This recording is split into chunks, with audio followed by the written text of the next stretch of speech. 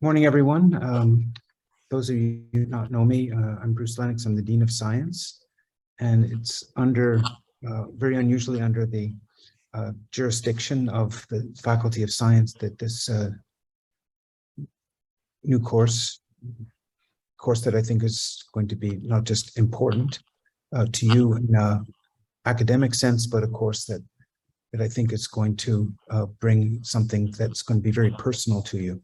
And this is what's been intended.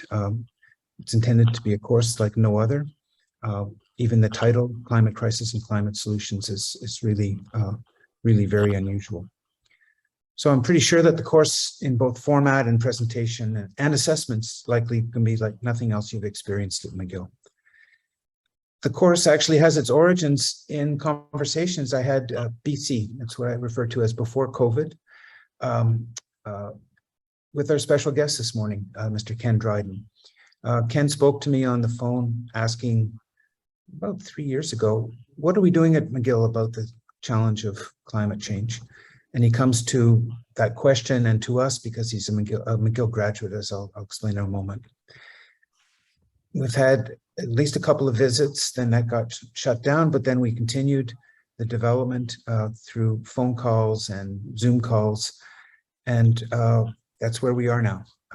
And you're the participants and the recipients of this really important academic experiment. But from the outset, this wasn't going to be solely a knowledge transfer course. It was going to be different. It was going to be about how each of you as students, registrants, envisages their future in the midst of climate change. And most importantly is what role you're going to have in shaping that future. So before I hand the floor over to Ken, just a brief bio. It's possible that some of you, especially those who might not be, have been born and raised in Canada, might not know of him, but I can assure you that your parents and grandparents know of him. He's had a remarkable career in public service, but not always the manner in which public service is defined. He was an acclaimed student athlete at Cornell, a hockey goalie. He came to McGill in law school, but he didn't play for the McGill Redmen, as it was called then, the varsity team. He actually played for this other team in Montreal called the Montreal Canadiens. Sort of the ultimate part-time job. I've never talked to you about that, Ken, how that was managed. But he was the goalie for the Habs for 6 remarkable Stanley Cup winning teams in the 70s. Likely the greatest hockey team ever assembled, and you know the core of a great hockey team is a great goalie, and that's Ken's a member of the Hockey Hall of Fame, Order of Canada, not just for his hockey. He played in the famed USSR Canada Summit Series 50 years ago this month. In fact, he's just releasing a book on this. But he was recently quoted as saying it was the biggest stakes game ever played. And I'll come to this in a moment because it reflects on this course too. So this isn't your conventional form of public service, but if you live in Montreal, if you live in Canada, playing on the greatest team ever is definitely a form of public service. But after that, it became a little more conventional in that he became the president of the Toronto Maple Leafs, then became a member of the federal parliament, member of an elected member of parliament, and served in cabinet. He's been a prolific book writer about hockey and Canada, about education, one that's of great interest to me in concussions in sport. It's all about bringing these insights of I would say situations, and very often looking to the future. And of course, he's just releasing this new book. So from a McGill perspective, he led the discussions and now has helped shape this very innovative course. But this followed on an equally innovative course that he championed and led, I believe, that was between McGill and University of Calgary. This was called Thinking the Future to Make the Future. This was before COVID, BC. This was also BZ, before Zoom. It's really remarkable how this was put together with the technologies that were available at the time. He now serves as a member of the McGill Board of Governors Committee on Sustainability, critical committee with a lot of influence in the university. And as I mentioned earlier, has been the catalyst for the creation of this new course. Making accessible to all students as a criterion at the 100 level, but as I know, most of you are not freshman students this year. It's about the climate crisis and most importantly, how to move past the recognition of problems to develop solutions. You know, to Ken, to paraphrase your comment that about the summit series, I think that you can turn that and say, if that was the biggest stakes game ever played, climate change is the biggest stakes, no game, but the biggest stakes situation that we will ever be involved in or play.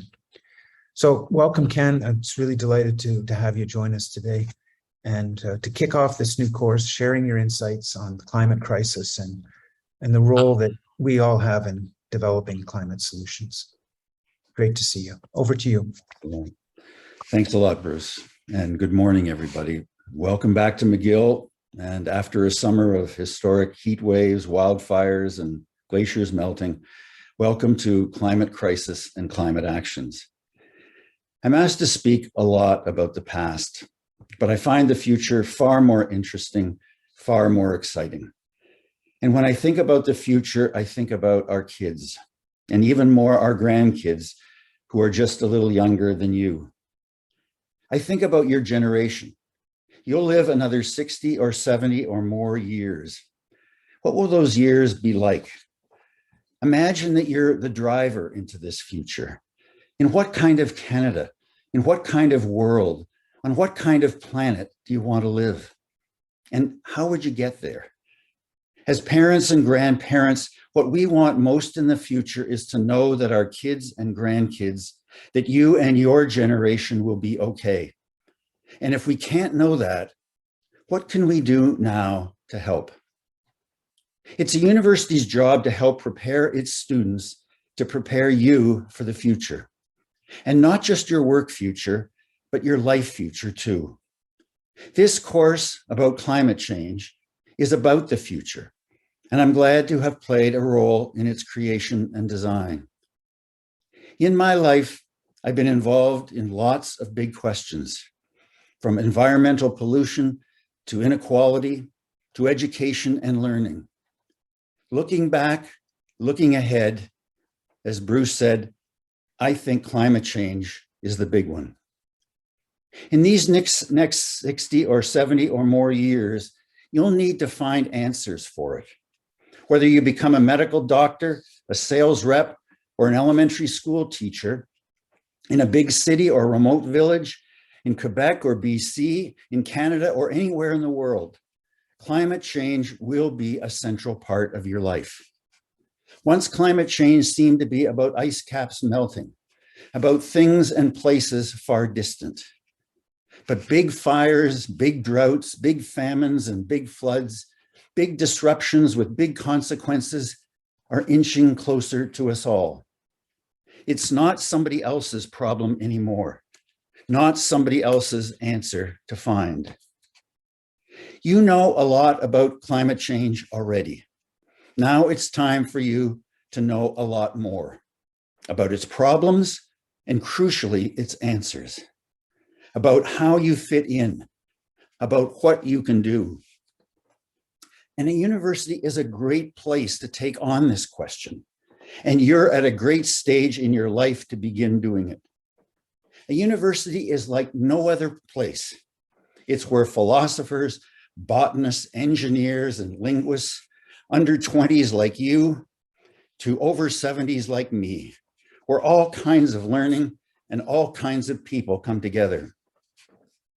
And climate change, like no other problem, requires for its answer the learning and engagement of many different people of different ages in many different fields of study. As mostly second and third generation students, you are beginning a new life for yourselves. Many of you have been living away for the first time. making your own choices, discovering new interests, setting new directions, your future and the future evermore in your minds. You have serious thoughts and want to be taken seriously. You want to connect and feel connected to the world around you. You want to feel relevant and purposeful. You want to learn about problems and about solutions. Climate crisis and climate actions was created for you and with you in mind. It's exactly the course I'd want to take if I were your age, living in this time, exactly the one I'd want my grandkids to take. You and your professors and TAs, and in many ways McGill itself, are about to go on a 13-week adventure. In the course, you will learn the what, why, and how of climate change. The what, the science of the problem and its effect on all living things. The why we are where we are and why we're not doing better. And crucially, the how we solve the problem itself. In it, you'll learn a mix of natural science, social science, and political science, because climate change has to do with knowing and doing, the problem and the solution, because one without the other isn't an answer at all. The course is also very personal. It's about you and for you, because the future belongs to you in a way it doesn't to me, or to your professors, or your parents, or to government and industry decision makers, because you have more skin in this game than we do, because you will live longer. And we, all of us, won't get to its solution unless we, all of us, make it personal. Because I've found, and I'm sure you have too, it's only when something is deeply personal that we find the commitment and energy we need to accomplish it. The first half of the course takes us through the problem, the effect that climate change has on Earth systems, on the land and sky, on plants and forests, animals, humans, each week a different focus. Its purpose is to help you understand fully the stakes of climate change for the present and future, for you and your life. The second half of the course is about solutions. We look at what governments, industries, and individuals have done and are doing, the strategies they use in politics, laws, collective actions of all sorts, and most importantly, the impact of these actions and strategies, what works and what doesn't. Because the challenge for all of us isn't to do better. Anybody can do better. It's to do what needs to be done, to reduce climate change below certain scientifically critical levels by certain scientifically critical dates so the ice caps don't melt. And through the weeks of the course, never out of our minds, and I'm sure never out of yours, is the very good, very fair, and very necessary question. Why haven't we done better? What stands in our way? How do we get beyond pretend answers masquerading as real ones that rob us of our time and energy to get to the real steps we need to take? And why this time will these steps work when others didn't before? For all of us to learn, how do we get from here to the there we need? Because this is your life and you need to know. That's what's ahead for you in the next 13 weeks. And as you journey through it, against the backdrop of problems and solutions you'll hear about, there are a few things I hope you'll keep in mind. First and foremost, the stakes. In many ways, what I'd like for each of you is to begin the course with a long, slow, wonder-filled walk through nature. You might do it anywhere. Go to the nearest park, go down to the canal. Maybe this can be your first week's homework, just to see the incredible amazingness of nature. And for you to keep that amazingness always in your head. My own walk through nature came from seeing whales for the first time. How impossibly big they are. To see them suddenly breach, come right out of the water, be up in the air, then roll and crash and smash down. Just unbelievable. Later for me, it was coming upon giraffes in a game park, driving along, unable to see anything through the scrub trees and bush, then looking above the trees. And there's this funny little head and the beginnings of a neck, and looking down, down, down through the trees until finally these long, spindly legs. Everything about it, too tall, too skinny, too impossibly shaped. There's no way such a thing could ever exist. Yet there it was. Closer to home, it was seeing a hummingbird, just a speck of a thing, whirring, darting at the feeder, then poof, gone. In late summer and spring, flying thousands of miles on those tiny, tiny wings. Another time, it was seeing an ant on a jungle floor in Ecuador, and then another, and another, all in a straight line, every one of them carrying a tiny, jagged green square, a part of a leaf, held upright like a sail. Then following them with my eyes, then walking where they're going, thousands, uncountable numbers of them, leaf cutter ants. Where do they come from? How can they possibly exist?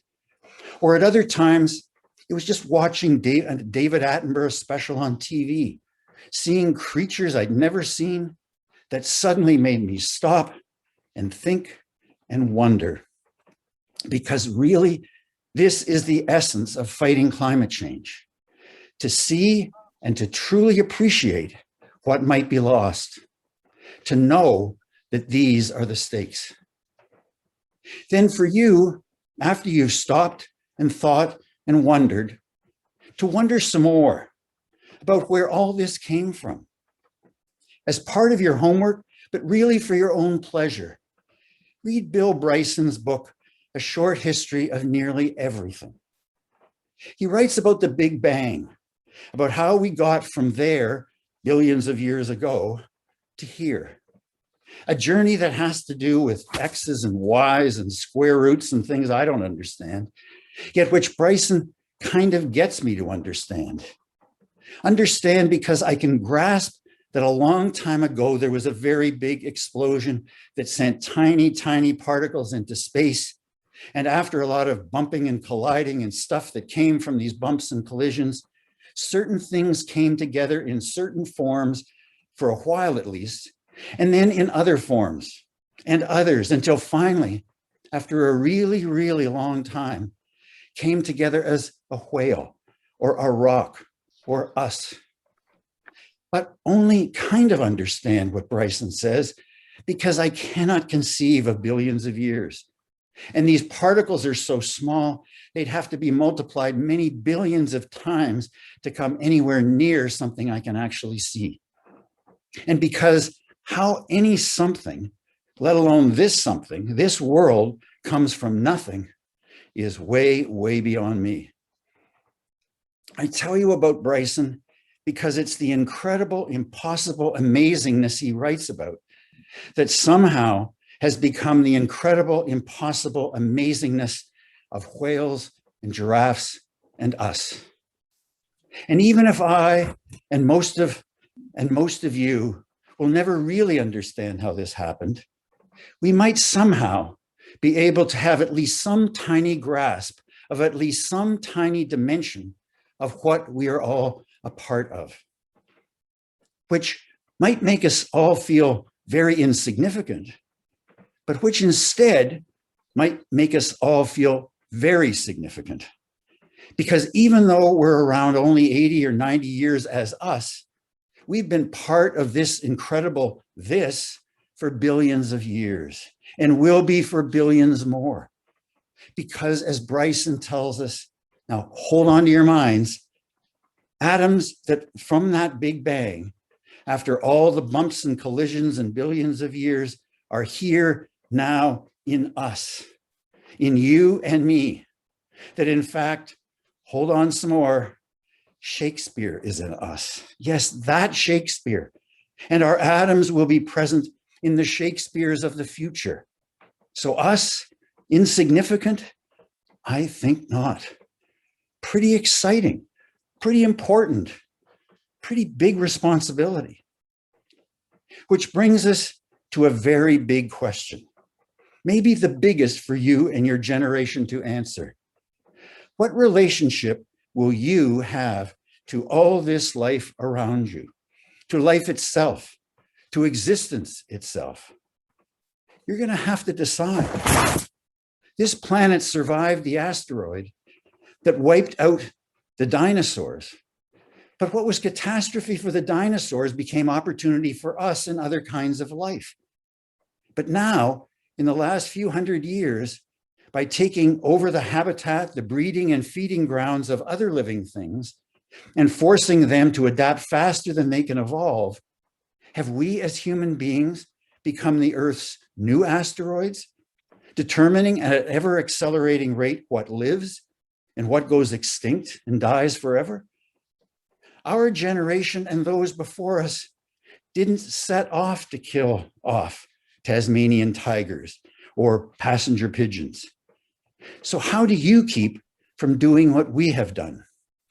How do you avoid putting yourself and every other living thing into an impossible us versus them corner where only us as human beings seems to win and really everyone loses? I think I and my generation and others before us have had the wrong relationship with the planet. We didn't know the story that Bryson tells. We grew up with other creation stories. Imagine a few million years ago, living in a cave. Imagine you go outside, look up. Sometimes it's bright and blue, sometimes it's black, and you don't know why. In time, you learn that you like blue and you don't like the black and want more blue. How do you get it? Sometimes green things come out of the ground. You want more of them too. How does that happen? All of us need some way of understanding what's around us. In an otherwise random seeming, out of control world, we want to imagine some order, pretend some predictability. If we do good things, then this seems to happen. Maybe if we do them again, it will happen again. The creation story I grew up with came from the Bible. In the beginning, God created the heaven and the earth, Genesis told us, and gave man dominion over it all, over the fish of the sea, and over the fowl of the air, and over the cattle, and over all the earth, and over every creeping thing that creepeth upon the earth, and gave to man the authority to subdue it. I think it was at this moment, when the relationship between man and everything else was set, that things began to turn wrong. Other cultures, other religions have different creation stories. Some may also put human beings at the center. I don't know. Many indigenous cultures put the earth at the center, as if the earth itself has dominion. And indigenous peoples and their lives will be an ongoing part of this course. What can be learned from them? What can be applied to us? And realistically, what cannot? Maybe the Bible also had in mind a more benign kind of dominion. Because we as human beings can think and learn, we would use wisely the dominion we've been given and take from the earth only what we need and leave for other living things what they need in the best interests of us all. But what if our brains develop faster than the jaws and legs of other animals and things get out of balance? What is to hold us back? Having dominion suggests that if something can't be resolved, it's our call. That every living thing, every animal, every plant was created for us, for our use and our purposes. But then what happens when our numbers and appetites grow and our interests and their interests aren't the same? I think there's a direct line between the Bible's creation story and climate change, between the way we think about ourselves and the way we think about the relationship between us and every other living thing around us. The Bible puts us at the center of existence.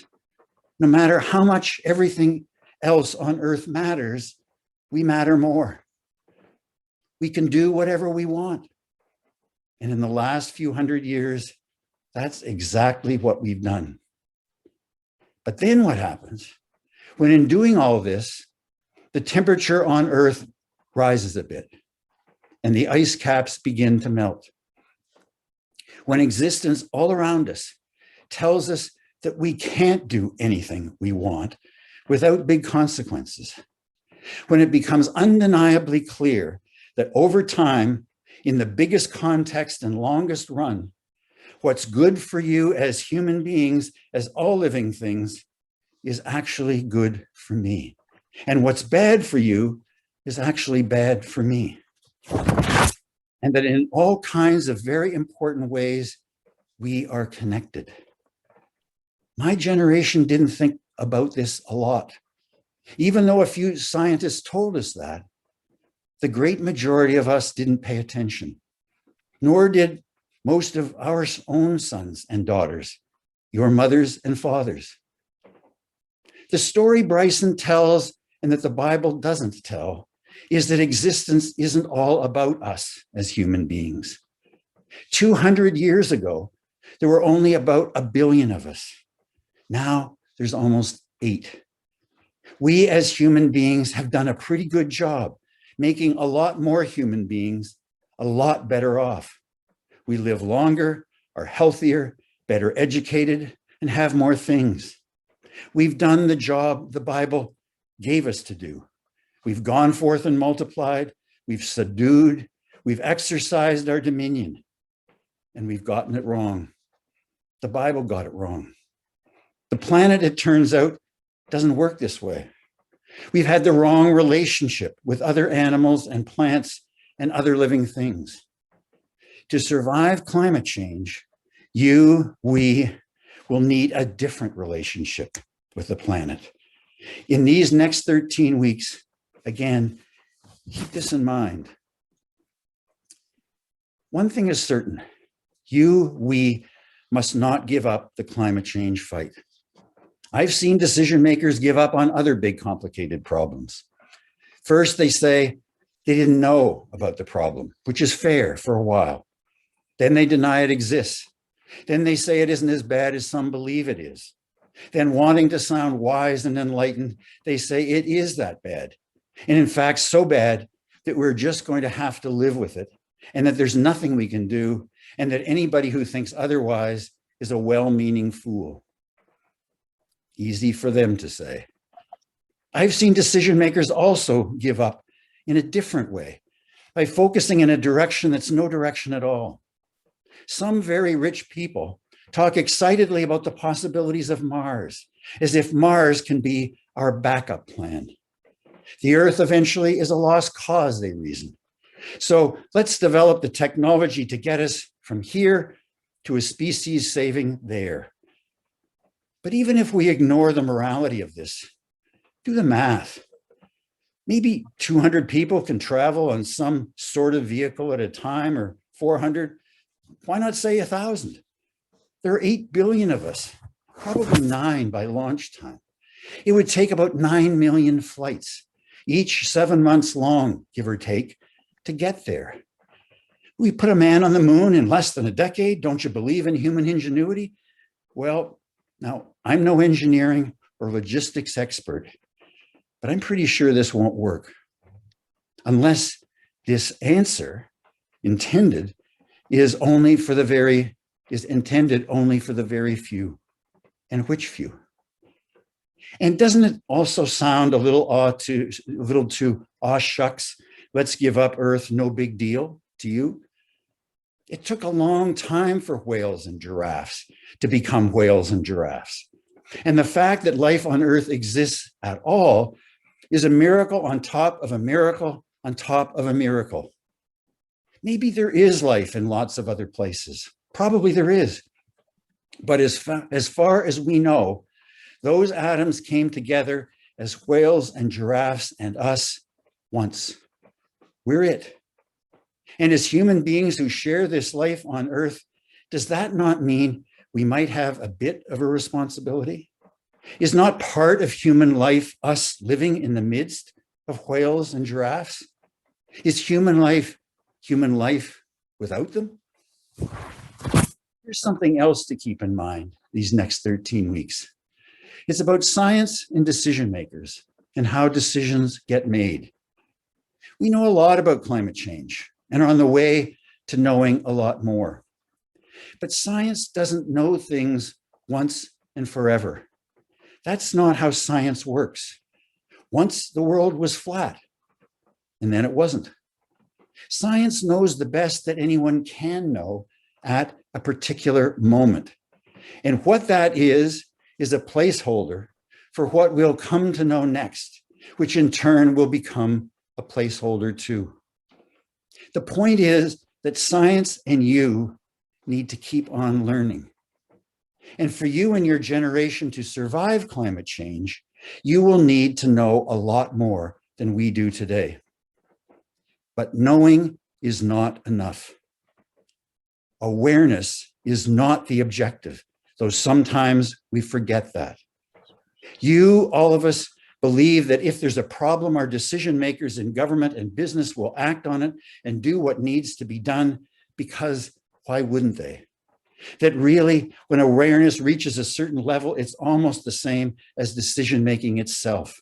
The rest just follows. And if somehow it doesn't, it can only be because there's not enough awareness and we need more studies. Yet that's not it. In 2006, not long after you were born, former US Vice President Al Gore made a documentary movie called An Inconvenient Truth. Gore is not the most charismatic person, and what was on the screen wasn't much more than a high-end PowerPoint presentation with great visual images.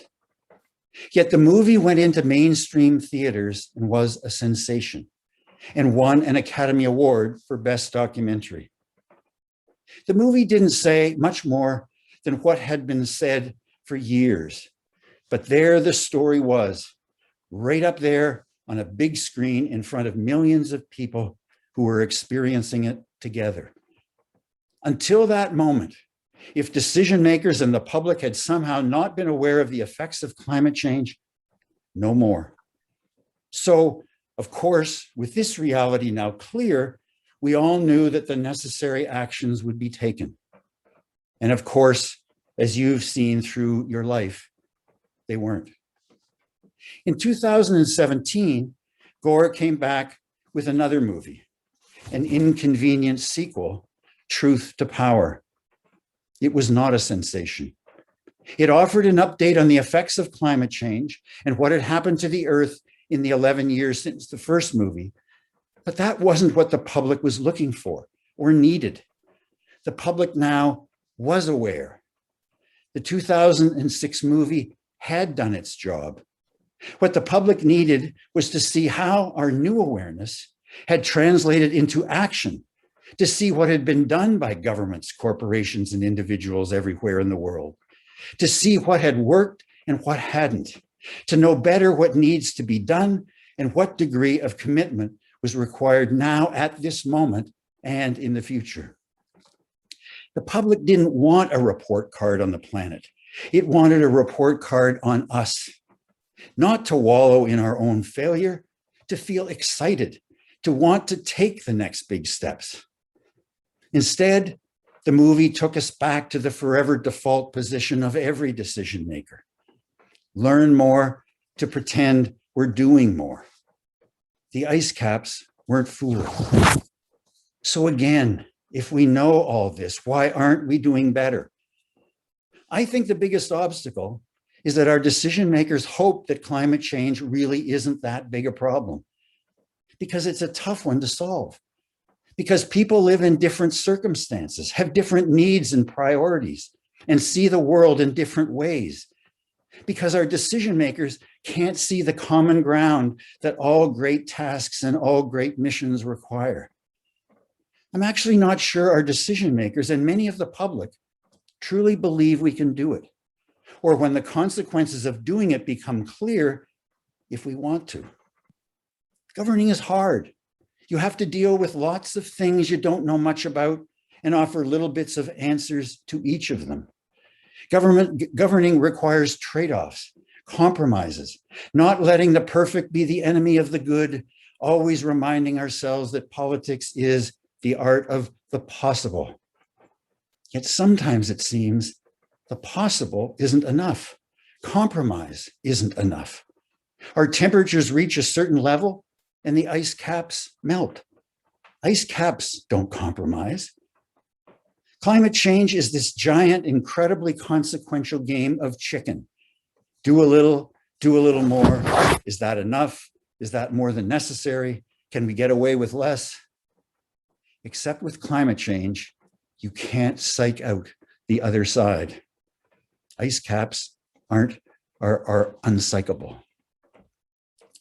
At times, we will need to find a new possible. I've said these words 1,000 times, and I'm sure you have too. Where there's a will, there's a way. And the words are true. But sometimes the mountain in front of us is really, really high. And the more accurate saying is the reverse. Where there's a way, there's a will. I think most of our decision makers, and at least many of us, can't see a way to do what needs to be done because the scientific, technological, economic, and political mountain seems so high. So no way, no will. Many argue that the problem is the inertia of the system. Big systems move slowly, especially on big urgent problems. I don't know. You'll find out. But most of us, I've found, don't act fast or urgently if we don't know what to do. The challenge for you and your generation will be to demonstrate to yourselves and to future decision makers that scientifically, technologically, economically, and politically, there is a way. To focus on the answer, not the problem, on what works, to give future prime ministers and presidents enough of the way that they and you will have the will to take on the fight. One very big thing that I hope is clear to you now, and which will become even clearer, you can't do this alone. About most things, most of the time we can, but some things we can't. Like with COVID, we mask up, keep our distance, get our shots and boosters, do everything right. But if the other 8 billion people on the planet don't, we're going to get sick.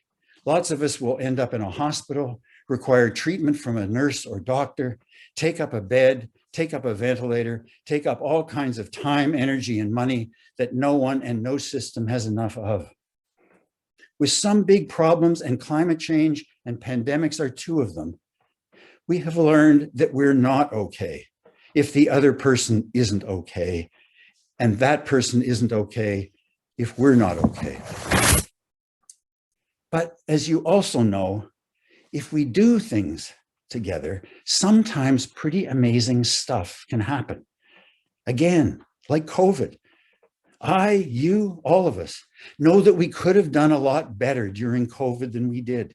Sometimes we were lazy, whiny, selfish, feeling too sorry for ourselves, even giving our weakness a name, COVID fatigue, to make ourselves feel better.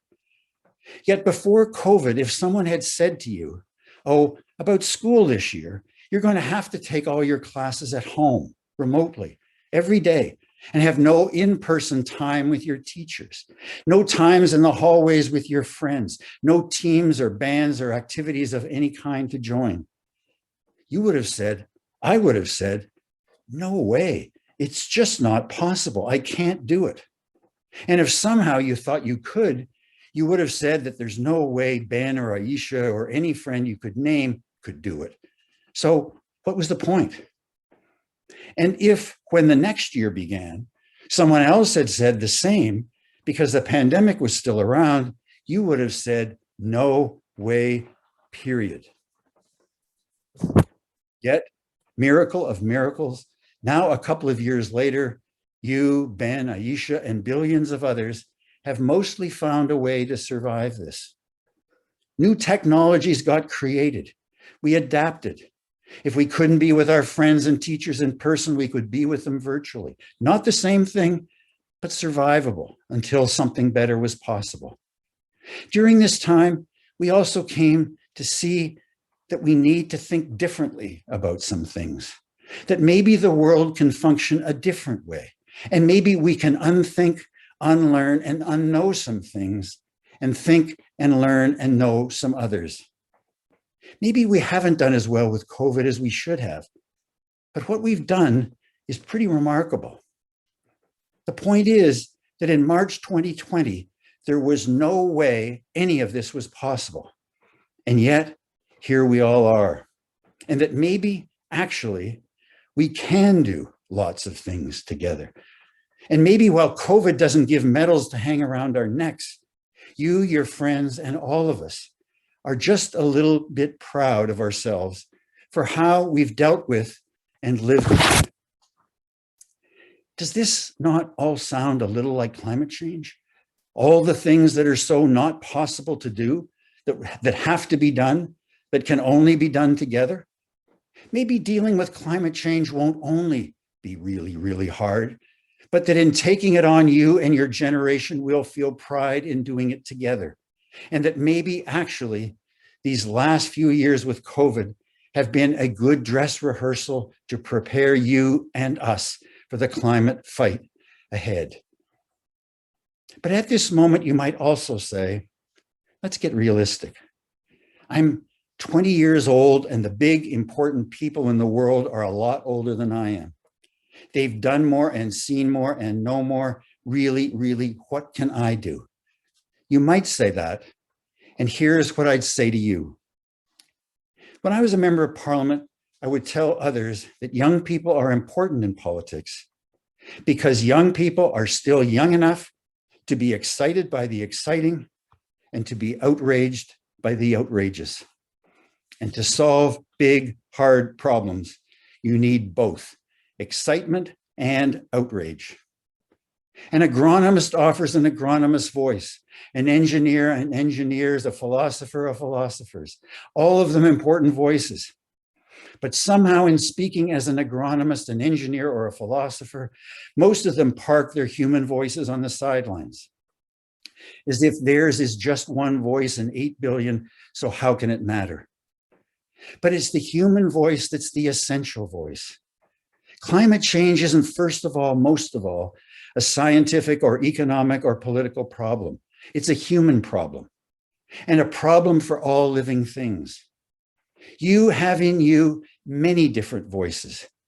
Your fun-loving, boundary-testing student voice, your soon-to-be an adult serious voice, and another one too, that all of us need. Your energy-filled, possibility-filled, this is my life, this is my future, don't ruin it for me, give me my chance, youth voice. The fact is, when you use that excited, outraged, deeply personal voice, we know you're right. You make us squirm. Don't underestimate your power. You can turn the adult-kid, old-young relationship we have that seems to work against you for you. It may seem you're inheriting this world from us, that this is our gift to you, that you should be grateful. But remember Bryson's story. We're all atoms that came from somewhere and are going somewhere. We don't die or even pass away, we pass on. Our atoms become something else. This relationship between us, your generation and mine, isn't one of younger to older. It's not about gratitude. It's a relationship of older to younger, a relationship of responsibility. It's about us, the older, having the responsibility to pass on to you, the younger, every life possibility. You're the boss, not us. We report to you. If things aren't as they need to be, you call us to account. From the Big Bang to now to whenever. That's the way existence works. So push us, get on us. You have every right. Don't ever forget that. You, with your passion and unforgiving presence, are part of the short-run answer. And as you make sustainability routine in the way you think and do, you are the sustainable long-run answer. And remember, 30 years from now, your kids will hold you to account because they'll be the boss of you just as they should be. The fun thing about this course is that we have no idea where it's going to go, what impact it will have. You're just beginning your university lives. What courses will you take? What fields of study will you pursue? Almost every one of them is affected by climate change. In engineering, why not an engineering and climate change course? Why not law and climate change, philosophy, political science, medicine, and any number of others? And if not courses of their own, as a natural mainstream part of other courses, because the economist, sociologist, and psychologist of the future needs to understand and have an answer for the effects of climate change. So do those in business. The answer to climate change isn't just to shut down the fossil fuel economy. It's to create opportunities for the next economy, to put the brakes on one and to put the pedal to the metal on another. A climate change theme is just made for business schools, for the next generation of great entrepreneurs. When I was in university, the best and brightest students wanted to be lawyers. For years after that, investment bankers. What about the best and the brightest students of your generation? Also, as you go through the course, and as others do after you, all kinds of big, real-life teachable moments will arise. Droughts, hurricanes, wildfires that will make what you're learning and doing feel even more relevant and important. Every 2 years, a big UN COP conference where almost all of the world's countries gather, and smaller conferences every year in between. A chance for students and faculty and for the university itself, inside these courses and outside, to engage, to get involved. At these global conferences, more than to media or to political parties, the world is reporting to you. This is your chance to offer your judgment, your report cards. Also around the university, there's lots of other things you might do. Hackathons on climate change, not just lasting a weekend, but many, and involving lots more students. If there are debating teams, why not resolution teams, where it's not about winning the moment, but working with the other side toward answers, to win the big moments ahead. With your climate crisis and climate actions course now in motion, these are just some of the things that might follow. And you and your friends will come up with 100 ideas better than these. As I said at the beginning, you, your professors and TAs, and McGill itself are about to go on a 13-week adventure. An adventure, of course, that will go on much longer. Pretty exciting. It is your life. What I hope for you is a lot of things. But as a beginning, I hope deep, deep down, you understand, you appreciate just what an amazing, incredible something we are all a part of. I think if you start from here, in the 60 or more years of your life, you'll get to the there you need. Stop, think, wonder. A tree, a bird, a lake. See the stakes. Fuel your will. Find your way. Go to it. Welcome to Climate Crisis and Climate Actions. Welcome to the University of the 21st Century. Welcome to the future. Thank you.